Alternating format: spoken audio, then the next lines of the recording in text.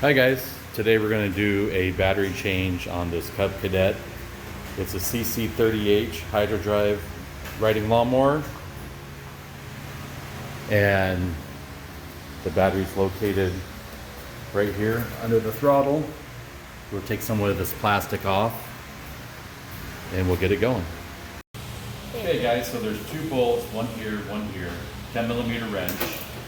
I'm using a ratcheting wrench. You can use a socket or a regular wrench or electric, whatever you want to use. You want to tilt the seat forward, flip this piece up and remove it. That's step one. Okay, so we're back. So there's two trains of thought. We could just reach underneath this cover here and we could get to the battery, but it kind of makes it a little easier to show how to do it if we take everything else off. So we're going to take these three rivets out. You take the top section out with a screwdriver. You can use a rivet removal tool like so, and then you can get down underneath it and pull the bottom section out. Now the idea being you take the seat off and then you can pull this whole thing up. So we're going to decide at what level we're going to do that. I think we'll go ahead and take the seat off as well, mostly just for showing. So be right back. Okay, so what I'm going to do is I'm going to remove the seat. Like I said, you could go underneath this plastic and literally just change the battery, but that doesn't make for a good video or a how-to if you haven't done one before. And if you have done one before, then you know what to do. So I'm going to take the two bolts out of the seat here. It's a 5/8 and 1/2 inch. Using a ratchet wrench on the outside.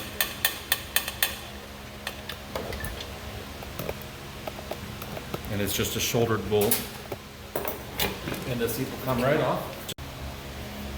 Okay, so after removing the seat, if you lift up the plastic here, I'm trying to get a picture to show, there's just a plug that plugs into the ignition switch that comes straight off, and a little push tab that goes below that. Then you can lift the plastic off, and now your battery's fully exposed. The other thing I had to do is take the gas cap off the fuel tank, fuel cap off, and that made it to where the plastic would come up.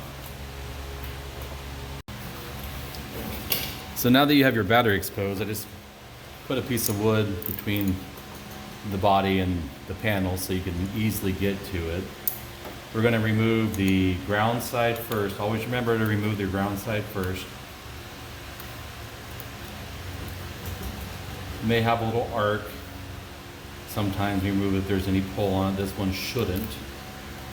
But now, once that ground's removed, you want to make sure you don't have a chance of it coming back and arcing.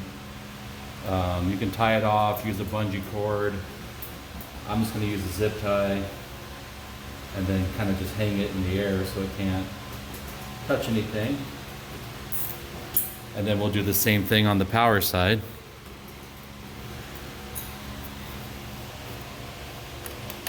Now there's no chance of anything happening because the ground's removed. And these are just through bolts. So we'll take the other side of the bolt out as well. And then we're going to do the same thing. That goes to the starter solenoid. You can see right here above it. It's really not going to be a factor. We'll take out the bolts to these lugs. Now that the battery's safe, and you got to make sure you still don't short out the battery itself, so don't lay your wrench down on it or anything like that. We'll get an extension and a socket and we'll pull this retainer off, and then now we can pull the battery out. Okay, so the next step, this is a 1/2 inch socket.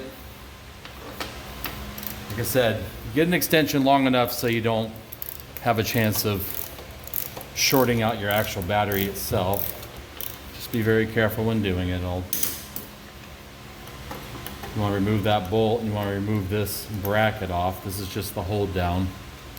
And that's what it looks like. It just holds the battery down. Set that aside. Now you can tip the battery out and up, and now your battery's out. So again, we just had to lift that plastic up. We had to remove the seat to do it. 4 rivets. Take the battery, unhook the battery cables, take the battery hold down off. There's the battery. And this is really all the tools we've used. We just used the 3/8 ratchet, an extension with a 1/2 inch socket, 5/8 wrench, 1/2 inch wrench, 7/16, and then a 10mm wrench.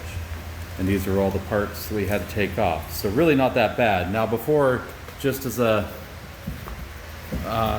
discretionary move, I put the gas cap back on because we don't want electricity and gas fumes. Obviously, we don't want to start any fires. So you have to take the gas cap off to pop the plastic up. Just reach down there and put it back on before you start unhooking the battery.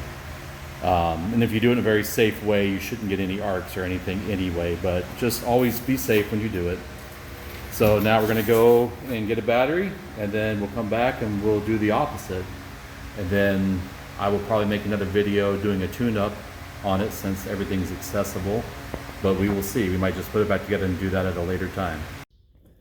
So you can see the battery took out. This is the OEM battery that came with the Cub Cadet. It was only rated 150 cold cranking amps. So we're gonna improve that with our replacement. So this is the replacement battery we got. It's a Magna Power Pro. It's a Lowe's brand. You can see here that the cold cranking amperage rating is 300 at 0 degrees Fahrenheit and 365 at 32 degrees Fahrenheit. So its cold cranking rating is much higher. I think that'll be a better battery. Now also this lawnmower stays inside during the winter, and the battery will be put on a battery tender, so it should last a long time that way. Okay, so we're going to take our new battery, put it in place here. You see they have the ground covered on there, and that's a good reminder. You always want to put your ground back on last, just like you take your ground off first.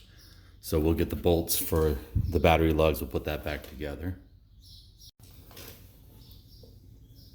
Do make sure your wire's clean. This one's perfect. But if it was corroded or whatever, we would take that and clean it up first. You slide the bolt on the back side, and it's got a square on it, on the inside of the bolt, which keeps it from rotating. So technically you don't have to hold a wrench on the back side. I do anyway, just because I don't want to strip out the lug or damage it in any way whatsoever. So you can hand tighten that and then grab a wrench. So this is where you get your 7/16 and your 1/2 inch wrench again. Now because it is power, we don't have the ground hooked up, so no current is flowing through this at all. So you won't short anything out if you were to accidentally touch anything, but always act like it is. And it's just a good rule of thumb. Just be careful, and this is why you leave your cover on your ground side. If you were to take your wrench and come down and hit it, now you would arc your battery out. We don't want to do that. You blow the battery up, it's dangerous. You can hurt yourself, so be very careful when doing it. And you don't want to over tighten it either. This is the reason I put the wrench on the back side, so even though it has the square in there, it holds the bolt tight. And then you can put your cover back on it, and now we'll continue to the ground side. So now we're going to remove this plastic protection that's on there. And we're going to remove our isolated ground.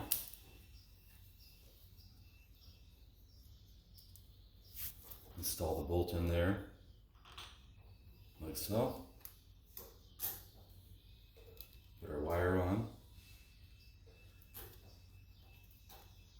Run it up by hand. I'm going to turn the wire inward so it's not standing up, because this ground doesn't need to be pointed up too far. Same thing, we're going to hold this, we're going to tighten it away from the power cable. kind of find the spot that the wire flows the best in. I'm holding it with my thumb.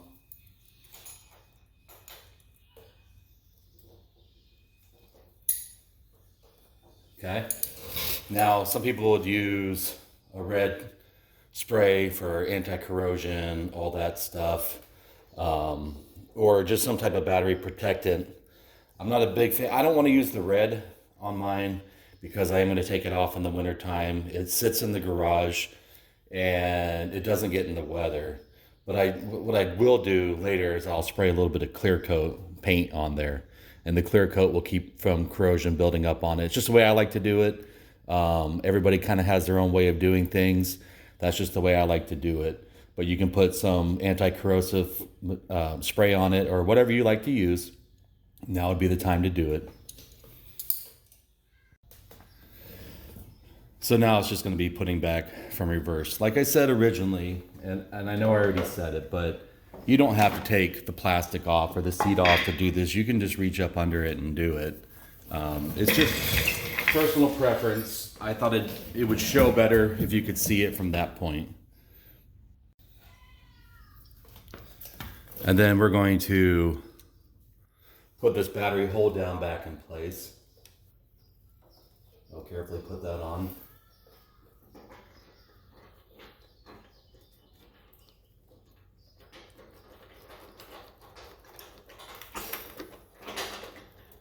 Run it up by hand to start with.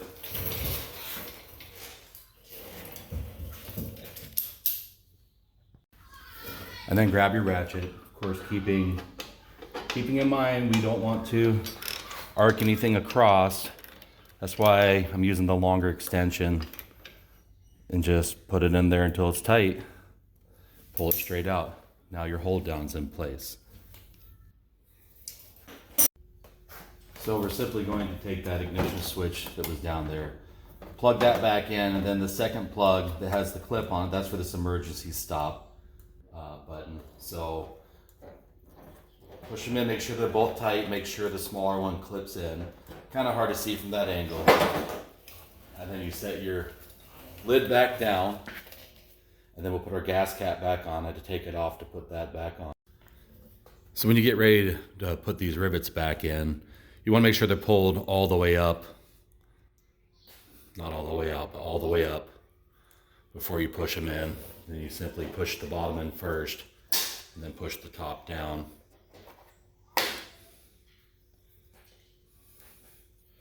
Just like so. And there's one on the other side. And then the fourth one, I don't think I showed that one coming off. It's right here by your height and your engagement lever for the blade. So the last step of this, we're going to put our, I guess the second to the last step, put the seat in place, and then we'll get our shoulder bolts. And for this, you'll use a 1/2 inch and a 5/8 wrench, putting the shouldered part towards the outside. It goes in that way, and then the nut goes on the inside. Then once you have your bolts in and you check that they're tight,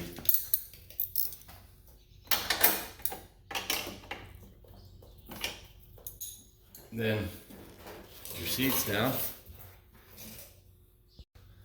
Flip your seat back up, and this has those two little tangs that fit into there.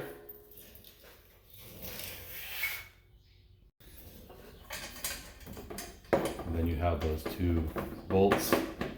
They're kind of like a bolt, but kind of like a screw almost.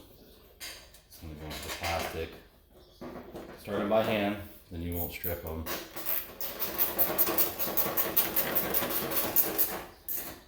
Run them up. Take into consideration the plastic, don't do them too tight because they'll strip. Okay? Put your seat back down. There you have it. That's your battery change. So that's the end. I hope this was helpful. If you like these videos, subscribe to Mr. Fix It 1203 and throw me a like. I appreciate it, and have a good day.